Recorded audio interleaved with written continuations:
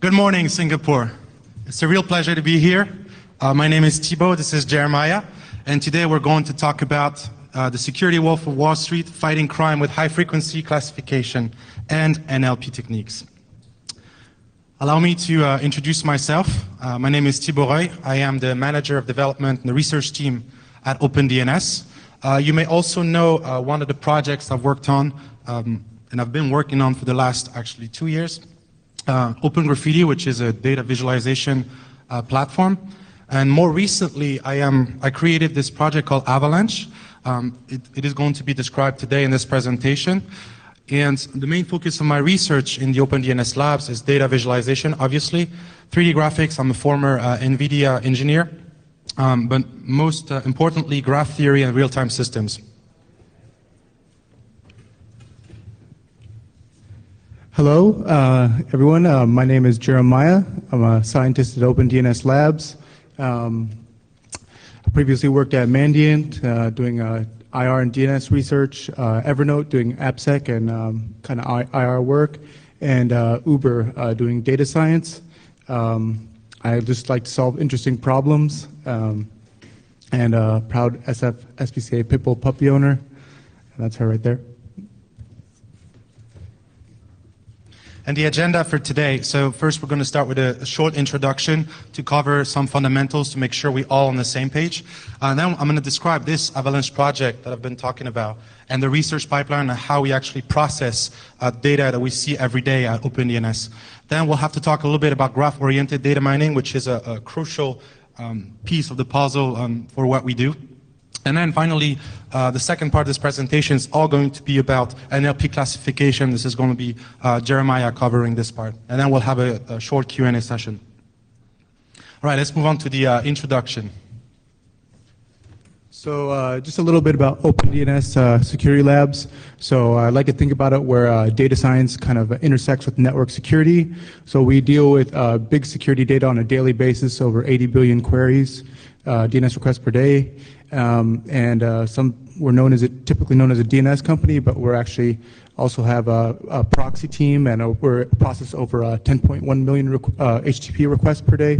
And our daily tasks range from kind of detection algorithms, security data analysis, big data engineering and distributed systems, and this is the master of data visualization right here.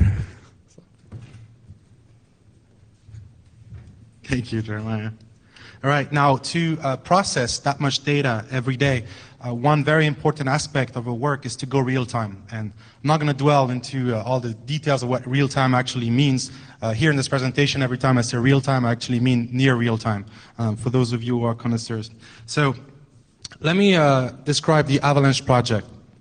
And I would like to start with a simple analogy with the high frequency trading world.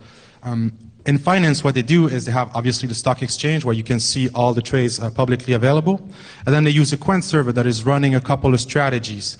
Those strategies kind of decide whenever to execute trades, buy or sell different stocks. And they have a strong sense of the risk that they're actually taking. They handle big portfolio and do like advanced risk management.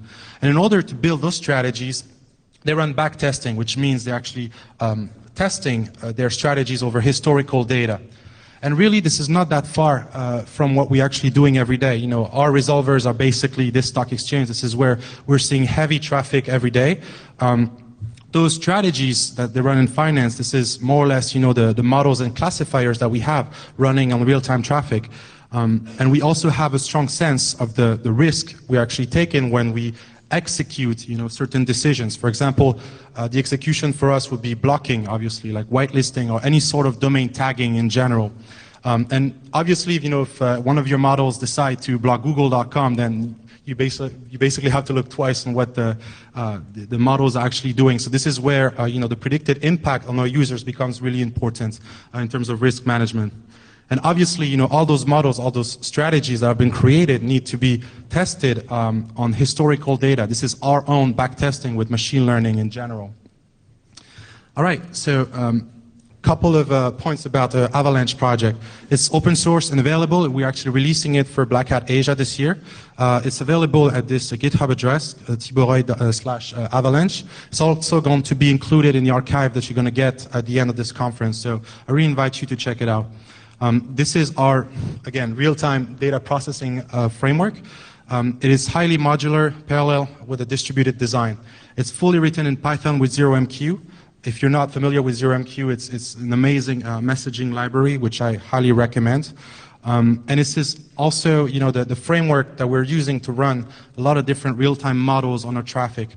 Unfortunately, we can't share all of those models with you because these are private IP kind of, but we're sharing the core engine with you, which is, again, invite you to check it out. Now, in a nutshell, really, what is Avalanche? Really, the main idea is to be able to design graph processing pipelines. So you have an example, a simple example here. So a graph is made of nodes, right? And those nodes are basically plugins that you can write yourself, but you can also reuse from a certain kind of database of the plugins ready to use. So the data comes on the left side here, in this plugin, and then goes down on the pipeline. And you have also this concept of plugin racks, because basically every plugin runs in its own thread, and after a while your pipeline might become a little complicated, so you need to kind of manage a number of threads that are running in your data processing framework. So here, a plugin rack is actually one thread in a group of plugins. Now if I zoom in on this pipeline, I can actually see the central piece of the puzzle, which is the node, right? So a node is actually made of a plugin, obviously, your own code, but also an input queue and an output queue, and this is all handled by ZeroMQ. So again, if you're not familiar with ZeroMQ, let me just say this. They implement like smart sockets. You can have use a lot of different kind of message passing strategies, a lot of different ones, a lot of queuing strategies, and it handles reconnection, disconnections, a lot of different things like that. So really, it's an easy way to connect, two sockets together and use kind of message passing strategies. So here is a simple example in Python of one of the Avalanche plugins. The first one is a simple version. You only have one method called process message. This is where you would implement your kind of message processing. And the second one is a little more complicated, actually runs in its own thread. You can see here an infinite loop. And here you see I'm reading some data on the input queue. Then I'm like converting into a JSON format. You can do whatever you want. You don't have to do that. And then I'm actually sending this message down the pipeline to the output queue. And once you've kind of designed and implemented your own graph processing pipeline using a certain JSON format, which I'm not going to describe, it's fully available on the GitHub, you can just run the Avalanche engine with your certain pipeline and a certain port. And then it starts processing data. So it's, again, I really would like to emphasize the fact that it's using ZeroMQ, and I'm a big lover of ZeroMQ. I love the job that they've done. It's insanely fast. The research pipeline. So now that I've described a little bit of the Avalanche project, I want to explain to you how we're actually using it to process the traffic that we see every day. So big picture, high level view, I'm gonna zoom in into those diagrams. First, we have our resolvers, right? And the resolvers sync up with Amazon S3, and they copy the log chunks every 10 minutes on S3. And then this is where Avalanche kicks in. We download the chunks, and we replay them, and we do classification. And after classification, once we've detected a couple of things, we send those results to the production. So for blocking, domain tagging, or further investigation. Now, let's zoom in on Avalanche. Avalanche is actually made of 8 slaves. It's a master-slave kind of architecture. It's actually made of 8 Amazon instances, and so the log chunks comes to the master, and then the master distributes the different chunks with a round-robin strategy over all the different slaves. So round-robin basically means that they're evenly distributed over all the slaves. Now, one very important information about the design is that it's what we call a fire and forget strategy. Basically means that the slaves only process the last chunk that has been sent to them. They don't queue up all the chunks, and you don't experience any backlog or any any delay, basically any latency in your processing. You're always processing fresh information. So This means that sometimes you can lose chunks if something happens, let's say like a DDoS or like something wrong in the resolvers or like some maintenance, or a lot of different things can happen on a real-time pipeline. So really for us, it's like a trade-off to just, we just lost 10 minutes of data, not the end of the world. And compensation, we have something that is fast and that is always processing fresh stuff and never experiences any backlog. Then after that, once the slaves have processed all this data, we centralize the results, in a database. So this is kind of a MapReduce, real-time MapReduce process here. Okay, now if I zoom in on the slave, this is how it's actually designed. So the slave actually contains 4 Avalanche pipelines, which are basically processes, right? It's a program, and it's all monitored by Daemon Tools, which is an amazing tool to actually do any sort of daemon monitoring. And then the results are actually cross-checked and filtered. Okay, now let's zoom in on this pipeline and see what happens. So again, we have the master, and then the streamer is actually the plugin node that is going to replay those log chunks and send them down the pipeline. We have a unifier here. So what does it do? For many different reasons that are not explained here, in a DNS traffic, usually we see lots of redundancy in the DNS requests that are being done. So sometimes you see like the same domain 4 times in a row, and you need to kind of unify that, like remove all the doubles to make sure you're not processing the same domain twice in like 1 milliseconds. It just doesn't make any sense. So this is what the unifier node actually does. Then we have an essential node here, which is a domain tagger. So domain tagger is going to do blacklisting, whitelisting, some sort of gray listing. Basically, it's going to take out everything we already know, the obvious things that we already know about our traffic. You don't want to process google.com. It doesn't make any sense. We already know that it's totally fine. And then we have a matcher. And same here, the matcher is basically going to take out any it's going to match a couple of single IPs, basically. Every domain that maps to a known single IP would take it out, because same thing, we don't need to process that. And then we have a node that enriches the information that we see, GeoIP, MaxMind GeoIP. Some of you might be familiar with it. It basically helps us add ASN information over our traffic. So all the IPs can be processed, and we use GeoIP to add the ASN info. So it gives us a country, gives us the ASN number, the ASN information about the IPs and those messages. And then this traffic, so this first part was basically the cleaning, the messages that we were seeing, right? And then the second part, this is where the models are. So we run a couple different models. Today, the topic of this presentation is all about NLP rank, but it's not the only one that we actually run with this framework. So we have DNS tunneling detection, we have DGA classifiers. One of them that doesn't appear on the slides is a fast flux model, other ones really that we implemented as well. So once the models have done their job here, we run them through the miner, and I'm going to explain in the next slides what the miner does. But essentially, the miner aggregates information like external and internal indicators in the same place in order to do a more advanced decision. So those indicators could be coming from VirusTotal, Investigate, again, GeoIP, but they could also be HTTP requests, for example, or like a DNS request, Whois requests, or you can also have custom kind of algorithm running on, machine learning algorithm running on a certain grid. Really like a lot of different things that you can use for post-processing the information. This miner uses a MongoDB cache. It's actually a sort of a graph database, but we can really see it as a cache. And the idea here is to not, reprocess the same domains, like do like 1,000 API calls to VirusTotal for the same domain. So really, we're storing the information to make sure we're reducing the amount of API requests or the HTTP requests that we're doing in the process phase. And then we filter this data. We have a couple of, decision algorithms to help us decide whether or not we want to blog, we want to whitelist, or you name it. And then it's sent to production. So really, this whole cluster, big cluster, one master, 8 Avalanche instances, and then we have 4 pipelines running on each slaves, and then all of it gives us a real-time data classification cluster that is able to do to run very interesting models such as NLP rank. Now, I would like to give you an idea of the amount of traffic that we actually see, and I actually extracted those numbers from one of the resolvers, which is in Amsterdam. This is what AMS means. Each resolver is actually made of a a couple different machines, depends on the size of the resolver, but here it's only one machine for Amsterdam. Now, Amsterdam is definitely not the smallest and definitely not the biggest resolvers that we have. It's like kind of an average resolver.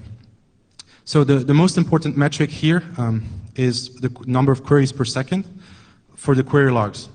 So briefly, if you're not familiar with the DNS protocol in general, when you do a DNS request, that's basically you talking to the DNS resolver. That's the query logs. That's really, you can think of it as a question and answer. The question is asked from you, and then the DNS resolver is going to ask all the authoritative servers to give you the answer. So that's the off-log traffic. So obviously the DNS resolvers have different caches implemented. So this is why you see a huge difference between query logs and off-logs. It totally makes sense. It's completely normal that you see less traffic on the off-log side, because it's like a filtered version of the query logs. So really we're seeing like about 10,000 messages, queries per second on the query logs. And this is at peak time, right? We are at noon UTC, which is close to peak time in Amsterdam. Now, if you compare that to the Avalanche benchmark, which can process 30,000 messages per second, so it's about one message every 33 microseconds. Really, you can see that we are at the microsecond level here. We need to implement, very, very fast classification. And the analogy with the finance world makes a lot of sense here. And so, in other words, the Avalanche is actually 3 times faster than Amsterdam machine number 1 query logs at peak time. So this is really cool because we can actually run Avalanche not at full speed, which ensures that the whole process is going to work smoothly. Okay, now I want to talk a little bit about the graph-oriented data mining, so the miner script I've been talking about. As security analysts, if you do any sort of exploration like investigation, we always kind of have the same problem. You have lots of different input points, such as domains, URLs, IPs, ASNs, hash, emails, regexes, you name it. You probably have your own source of data that is interesting for you to mine. And there's a lot of information that is available out there, such as the Investigate API. This is the actual product that we sell, the threat intel product that we sell on OpenDNS, which can help you see a lot of different scores, co-occurrences, DNS intelligent data basically, MaxMine, VirusTotal, Shodan, HTTP request, and a lot of custom models as well. So really, you have input points, and data is out there in a lot of different places. And truly, turns out that one of the most beautiful ways to aggregate this information and connect all the dots together in a very abstract and formalized way is a graph. Here you have a simple example to illustrate what I'm talking about. You have, for example, a regex that can match a couple of domains. Those domains might be hosted in the same IP, which belongs to a certain ASN, hosted in a certain country. And then this domain might have been registered with a certain email address that would be the whois information, for example. And this domain can point to a couple of URLs, and one URL can actually host some malicious binary file, which could be represented by a hash. So really, all those different information could come from a lot of different places, and one way to aggregate this all would be a graph representation. So if you actually step back a little bit and, considering that you're using a couple of Cs and doing this exploration, really in graph theory, what you're doing is nothing more than a breadth-first traversal, which is you start from a node, you visit all the different neighbors, then the neighbors of neighbors, neighbors of neighbors, et cetera, and you do that as long as you need to actually take an intelligent decision. So what the miner does, really in reality, is like a modular way to implement a distributed breadth-first traversal, and each kind of a source of information is actually implemented with a plugin. So really, you do that every day without knowing it. If you're using Git, for example, when you use Git, everybody has a local copy of a repository, and then you implement some code, you refine the information that you have on your local copy, and then at some point, you merge it back to the central repository. So it's exactly what's happening here, except it's written all in Python. It's like a script that can grab different information for all different APIs and then centralizes it. So why is this so important to us? It's really a crucial part of the whole system, because you can actually effectuate what I like to call the lambda mining in general. It's like a functional kind of a graph exploration mechanism. Once you've kind of abstracted and formalized all this information in the same place using the same representation, then you can implement really smart, kind of decisions. You can use kind of rule-based decisions, certain thresholds, but more interestingly, topology-based. For example, if you have, let's say, a domain like that is connected to a lot of different IPs, so kind of a star topology, then chances are it's a fast flux. Obviously, you need more indicators, but yeah, you know, it's kind of give you the idea of why this is important. So the scientific term is actually called subgraph isomorphism detection. It's a NP-complete problem, but that's the whole idea. If you can actually formalize all the different indicators on a graph format, you can do a lot of interesting things. And for each kind of a attack or kind of a suspicious activity, you can have a certain shape inside this big graph. All right, enough about graphs, and now let's move on to the real core of the subject, and I'll let Jeremiah do that. Thank you, Thibaut. So let's get into some detection. I'll just jump right into it, okay? So this is just a good example of kind of what we're seeing, kind of typical example. hpaypal.co.uk, and I'll just kind of explain the overall score and such. So basically, we're seeing we saw this on February 9th, timestamp, hpaypal.co.uk. This is a score, 99.9%, and is closest to our page in the corpus, so phishing page. Basically, it doesn't get any better than that, 99.9%. And created February 9th, updated February 9th, detected February 9th. So right off the bat, we're detecting stuff that's just created. So yeah, so I just want to give an overall example of kind of what this model does, right? So the purpose of the model, NLP rank, is a fraud detection system using NLP and machine learning techniques and traffic features to identify basically domain squatting, brand spoofing in DNS traffic. And this is a technique commonly used by phishing and APT CNCs. So just a little background on this. When I first came to OpenDNS, they have awesome botnet detection, DGA, fast flux detection. But basically, there wasn't any phishing detection, and they had this awesome product, Fish Tank. I'm sure you guys are familiar with a community-based, like crowdsourced phishing submission system, where you're able to consume, people submit, and you vote on fishes if they're valid fishes, and they're pushed out to the community through a CSV file or whatever JSON file. So basically, yeah, you submit, vote, categorize, and then filter. And for me, I was pretty excited about this because it's just like one giant training set for me. So that's kind of my inspiration for this. Also, just to set the tone, kind of, phishing has a lot to do with just the psychology behind it, human-computer interaction. Basically, what kind of links do people click on? You know, what are people typically interested in? And it's always cash is king. People are motivated by money, news, security, and software updates. So and social networking, right? So that's just the kind of common motivations behind phishing. This talk I'll mostly focus on brand name, big brands, kind of protecting against big brands. So yeah, Facebook, Bank of America, PayPal, typical Apple. This is a diagram, kind of a visual diagram of kind of how the model works. So I'll be referring to it throughout the rest of the presentation. So let's jump into it, how the model works, okay? So heuristic 1, ASN filtering.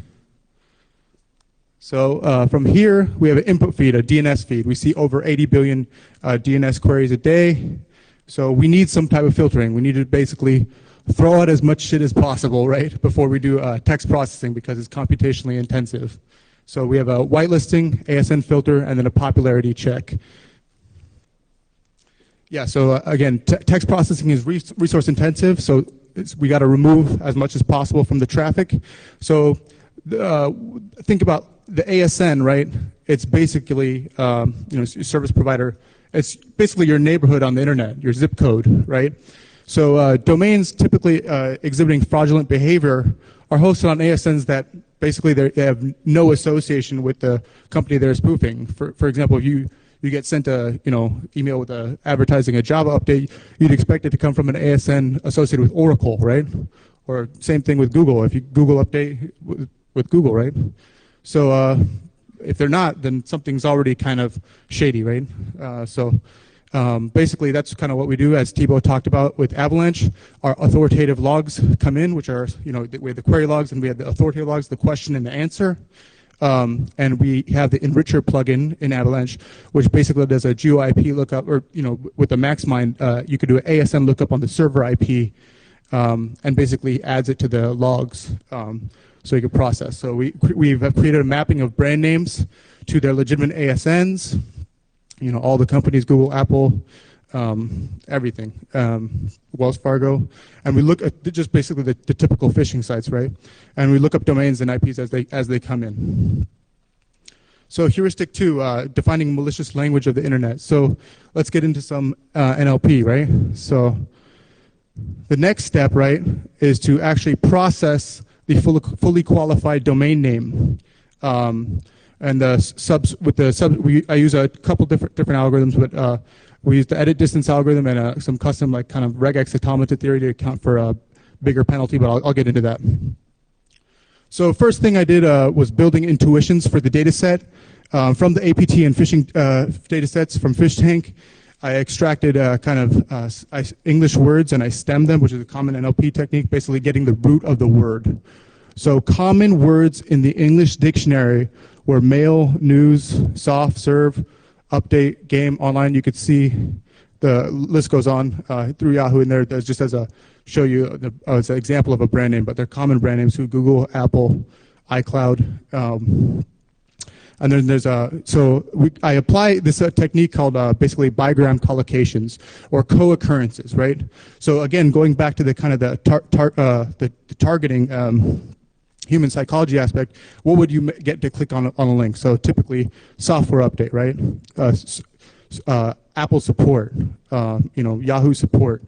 Yeah, basically words that often appear together in phishing domains, in the fully qualified domain name. So the idea is there's a brand name and an advertising action word is what I term it. Google update, Java update, right? Plus a TLD. So here's just a few phishing examples pulled from PhishTank. You could see there's a lot of spoofing with the edit distance, and you will pick that up in the kind of a regexing. WellsFargo.com billing account update my account, WellsFargo.com online accounts upgrade, and so on, right? Here's an example of APT samples, Adobe updates from the Dark Hotel, Adobe plugs, Adobe Register Flash Serve, Microsoft XP update, Carbonac update Java, APT1 Gmail boxes, Firefox updata, which is again why I use here's the Firefox update, why I use stemming, because sometimes they might cut off the end of the word, so I use the root. So yeah, basically we define a malicious language among fully qualified domain names, and it works for URLs also. Basically brand names plus advertising action words, as I term them. So we apply the edit distance and automata theory to that to basically build a spam language, right? Just a little bit about edit distance, right? How it works. You guys, I'm sure, familiar with it. It's the shortest path dynamic programming algorithm, checking the similarity between two strings. Think of spell check here, right? How many edits or penalties it takes to turn one string into the other. It's commonly used in lots of fields, bioinformatics, handwriting. So yeah, here's just a few examples. Google.com turns to Google with two O's and one kind of they're called homoglyphs. So here's a penalty of 3. Dropbox with two zeros instead of two edits. Bank of America, and I'm sure you guys have seen a bunch of those, right? So after that, right, we have HTML content mining, right? So after we kind of flag those as in the traffic, that's our kind of heuristic in the traffic to look up. So doing a lookup on the content, getting the content is intensive too. So we want to apply those pattern matching beforehand. So now we do a lookup, and let's get into some unsupervised learning techniques, right? So basically, We do a GET request and retrieve the content of the page, check for form fields on the page, because obviously phishing is phishing for credentials, right? Then we get counts of the words on the page after some cleaning, minor cleaning. We apply an algorithm called TF-IDF, term frequency, inverse document frequency. Then we apply an unsupervised technique, basically think of clustering, latent semantic analysis, or latent semantic indexing. And then we compare the cosine similar, which is basically comparing vectors, right? So just basically the kind of intuition here is we're recreating a security analyst. Basically, we're creating a security AI, right? Typical method for reviewing a classifier results, right? You look up results in a Tor browser, you kind of process the information on the page, look for clues, and then you make a decision whether the page is malicious or not, right? So specifically for phishing sites, you know, going back to the human-computer interaction, what makes people fall for it, right? So for like, you know, a Wells Fargo phish, the site will be a near copy of the legitimate site, right? So how can we automate this process? And to me, I thought about this, and this problem kind of seemed to be solved before in kind of NLP is search, right? Searching for pages, right? Searching for terms on pages, document similarity algorithms. So that's kind of the intuition and where I went with that. Just tried it. I just want to give a quote. I just got back from Prague with Cisco Cognitive Threat Analytics Data Science Summit, and I really like this quote. Just want to share it with you guys. Unsupervised learning is the future. It's all about the features, right? So typically, you know, in the security community, it's been a lot about supervised learning because you need kind of prior information labels. But here, the new techniques today is just generating the features, because with the features you can make the classification itself. And oftentimes supervised learning models are very high maintenance. So yeah, just throw that out there. So yeah, unsupervised learning for detection, right? So this is kind of a knowledge discovery algorithm, or kind of machine discovery algorithm. So you're basically using topic modeling techniques to gain summary of the website, right? Because typically Wells Fargo phishing websites will be along the same summary as the legitimate sites, which is a totally, so basically they're exactly similar, right? Because they're a copy of each other. So it's great for building recommender systems, topic modeling techniques, and that's what we built for PhishTank to reduce kind of submission to pushing out times, verification time. And basically we use these topics as features for, you could use these topics as features for a supervised classification. Or so basically, yeah, they're pretty awesome. I use this awesome library, Gensum, which is topic modeling library in Python. It's pretty awesome, so I highly recommend it. So yeah, just a little bit about building kind of the corpus of phishing pages I check against. So basically, I have to train the algorithm, right? So topic modeling kind of cluster stuff, but then this is using unsupervised techniques, and then we just check for similarities. So it's kind of like a supervised algorithm, but basically we're just checking for similarities among kind of clusters, right? So so basically built a corpus of combination of legitimate pages, right? Like wellsfargo.com, the Apple login, Bank of America login, all the typical phishing pages that we see, PayPal login on PhishTank, and along with some phishing pages too, because there's different kinds. There's 9, we see like kind of like older PayPal sites and older phishes. So yeah, basically a lot of like manual data collection annotation. But with that being said, it became very intimate with the data. And so there's all kinds of phishes. Yeah, I've seen, phishes that look like they're from the 90s. Whoever would be fooled by those, and 2000s, 2015, 16. And also kind of like obscure fishes, Christian mingle fishing, kind of all kinds of weird fishes. So yeah, so just a little bit about the kind of processing of the algorithm, and I want to talk about the TF-IDF I mentioned.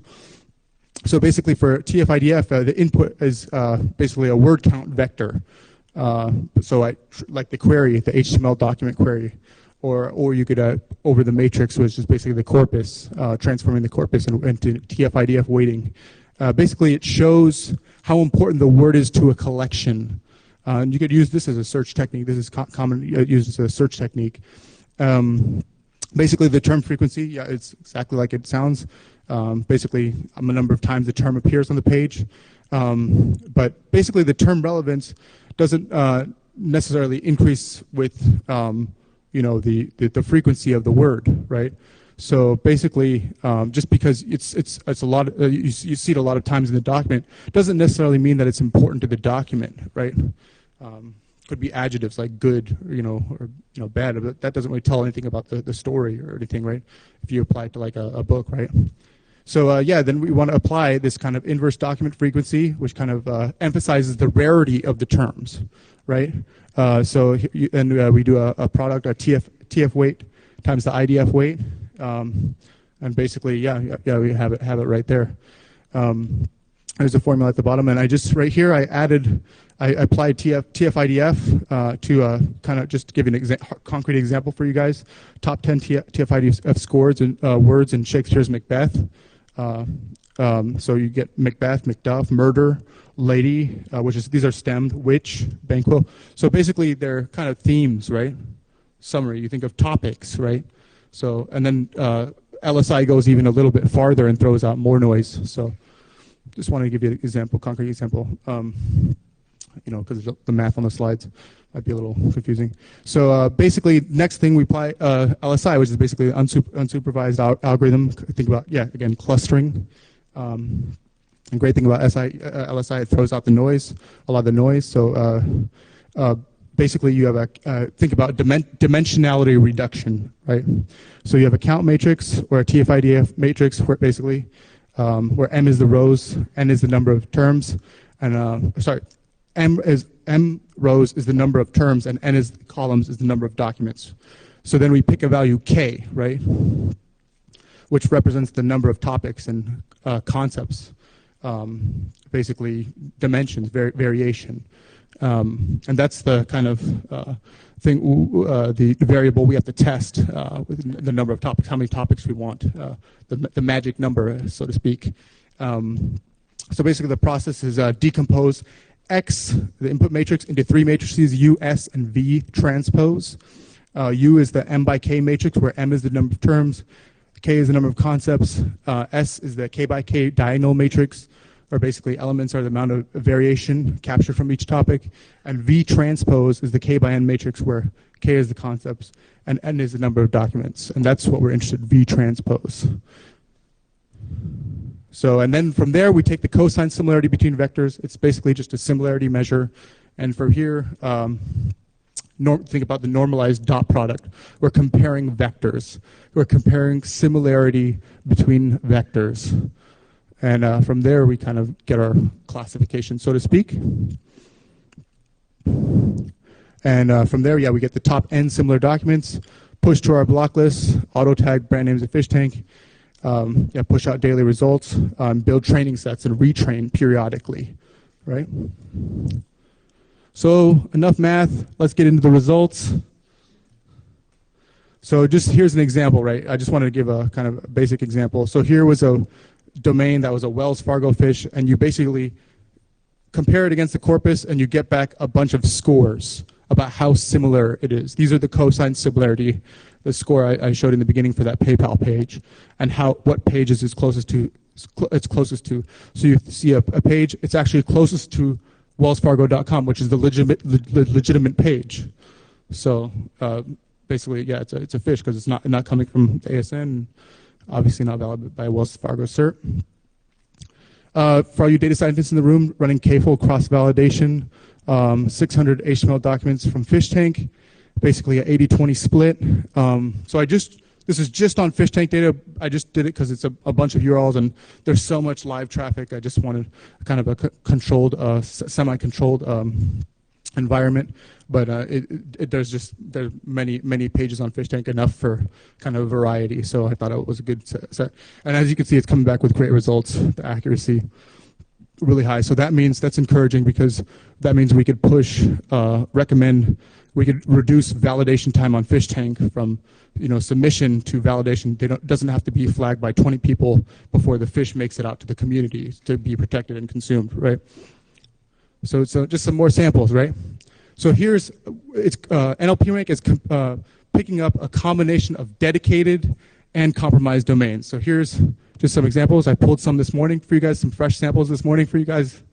This is an applefish detected this morning.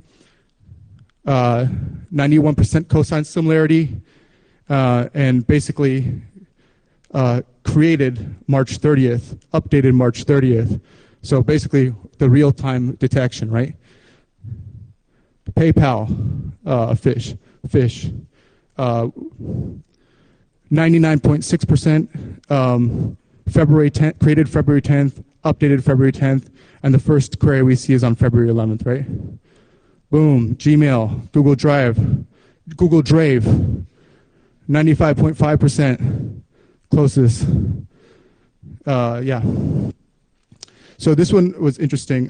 So we see so this was a security Apple fish, and basically we looked at it in Fish Tank, and basically we basically looked at this in fish. We got an Apple fish, and we looked at that on Investigate, which is this is our UI. We pivoted on the email address, so trustedmon@gmail.com, and from there you could see there's plenty of other fishes on the email address associated with it. So just one of them is Apple ID privacy. Yeah, the first one, right? Boom, another Apple fish or iCloud fish, right? So you see the same email registering a bunch of phishing domains at a time. Gmail remind.tk, already suspicious. 96.3%, close to Gmail edit. So we pivoted on the IP address here.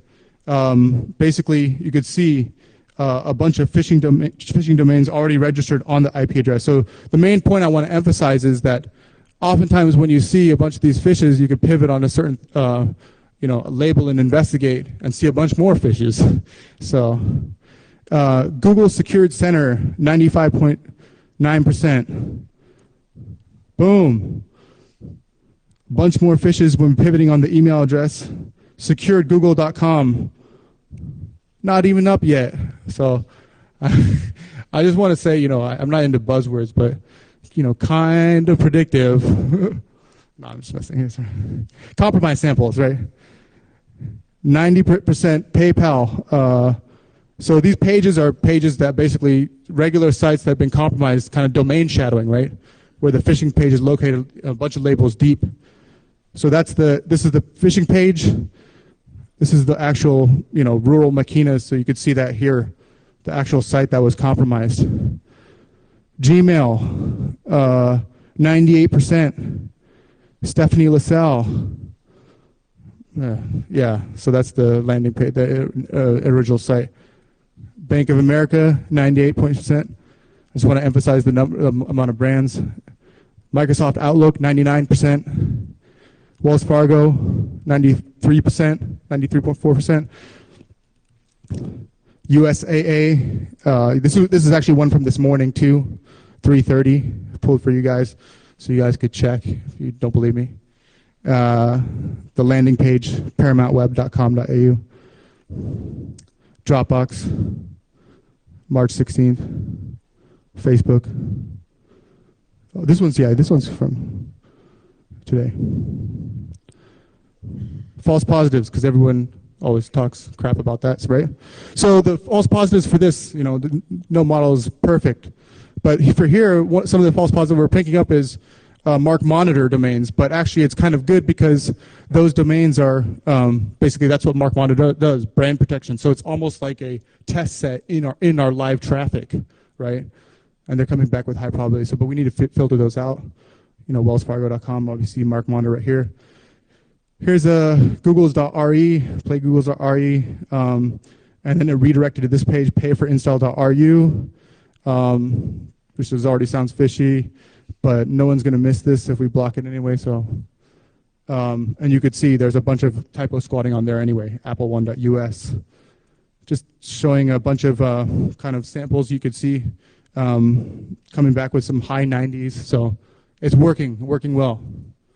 So, and then just a little idea, we're stacking models. So basically, Thomas Matthews and Dia Mujib are researchers that work on spiking techniques. So here we found an iCloud fish, 94.7%, and it's spiking over 1,000 domains.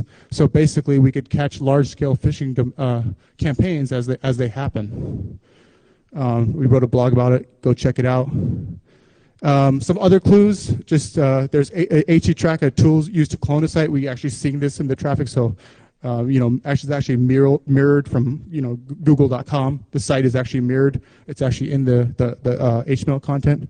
Some interesting results too. We haven't really gotten into targeted stuff yet, but we're kind of hoping. But you could see a lot of the targeted domains. This is a Carbonac banking Trojan. Kaspersky released it last year, right? But we actually released it in February, and we actually detected it at 123. But this the co-occurrence is the idea is update-java.net was caught there. So. And here's some semantic updates, right? Registrant Li Ning from Guangdongshang, Guangcheng, Alabama, United States. 21,533 domains associated with that email address, and I have no idea where that is in Alabama. It's just ridiculous. And that was actually in the Sokolov Threat Connect report. So, just some future work. We're reducing validation time on fish tanks, so we're going to push out, those fishes to the community faster, hopefully. And now we're Cisco. So we have all their proxy traffic, and we have their email corpus, right? So if we continue building, testing, and tuning, and iterating, continue collecting and protecting against more brands, and hopefully start detecting targeted attacks now that we have, the email corpus and more data. So I'll let Thibaut get to the conclusion. All right. Amazing, Jeremiah. Thank you. Just so for the conclusion, I really would like to emphasize one fact. A lot of people in the security scene these days are talking about predictive. If you actually scratch the surface, it's not predictive at all. So I really would like to give a shout out to Jeremiah. I've been working with him for the last year, and this is, it's running live on huge DNS traffic. OpenDNS is pretty large. We're seeing about 3% of the internet traffic. It's real machine learning, and I'd like to emphasize this fact as well. And it's giving some proper results. We're seeing fresh results every day. Like Jeremiah woke up this morning and he was like, yeah, I need to integrate those new samples in the presentation so people can check it out. It's really fascinating when you actually push that kind of code in production. I'm just the engineer, behind the scenes helping him, having something very stable and that works on real-time traffic. But it's really interesting to see, those results coming every day and constantly, pushing for new research, interesting research. So really a shout out to Jeremiah. So you can check out our blog. This is labs.opendns.com. We talk about everything we do, all our research, and in the next week probably we're going to release a blog together to talk about our trip to Singapore and also the NLP rank classification, Avalanche as well. So really you can see our day-to-day work, and we release a blog every week. So I encourage you to actually check it out. Special thanks as well for the OpenDNS analyst team. A lot of his work, obviously we're just two on stage, but we're actually representing a lot of people behind us.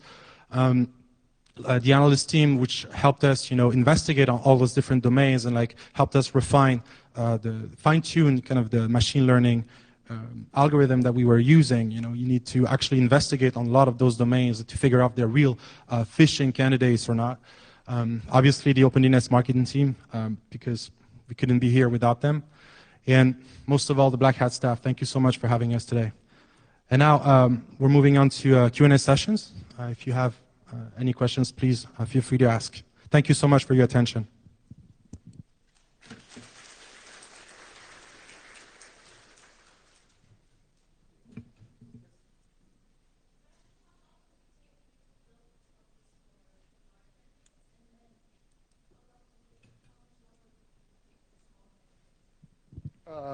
Well, for the big brand names, it's kind of pretty easy. But the thing is, once we see more different fishes, and sometimes the phishing pages will be slightly more modified than the actual legitimate page.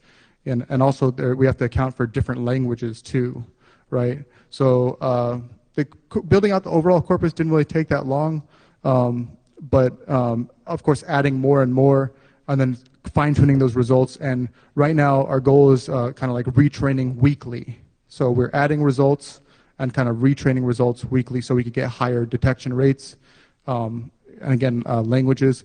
For the smaller brand names, it's going to take a little bit while, and especially for the kind of like targeted stuff, it's going to take a while. And kind of from DNS is limited, and now we have Cisco proxy data, so and email corpus. So we have to first kind of integrate those technologies with us, and then we could start kind of like monitoring. But yeah, again, like Thibaut said, we're only 2 guys, so and luckily we have a great analyst team too helping me out. So and him out. So yeah, it basically.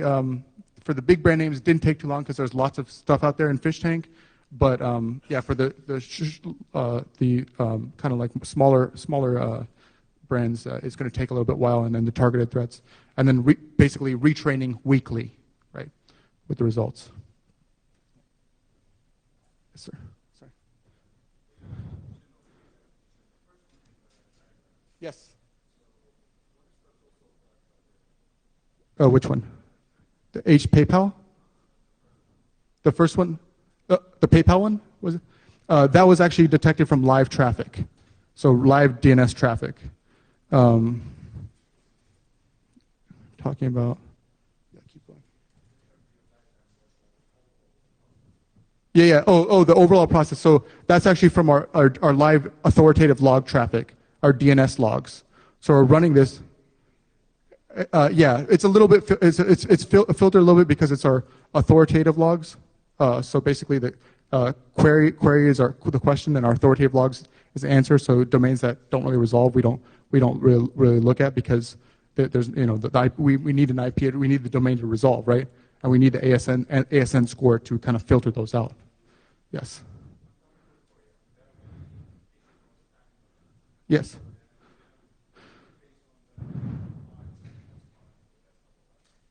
Yeah. For compromised domains? Compromised what? Host file. Basically, I mean, the hosting phishing domains? Or is there? Yeah, so basically, if we see them in the traffic, then we'll be able to detect them and resolve them, but basically go through our service. But basically, if the host is not secure, then that's the first part. But sign up for OpenDNS, it will protect you against them. Yeah. So.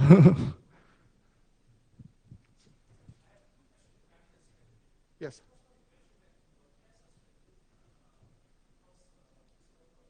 Yes.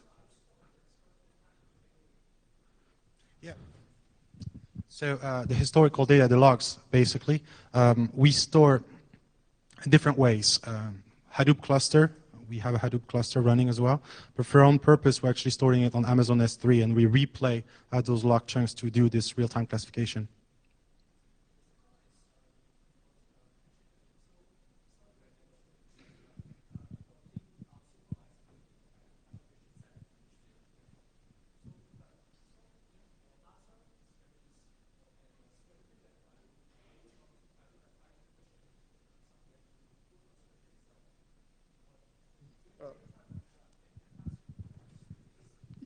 Yeah.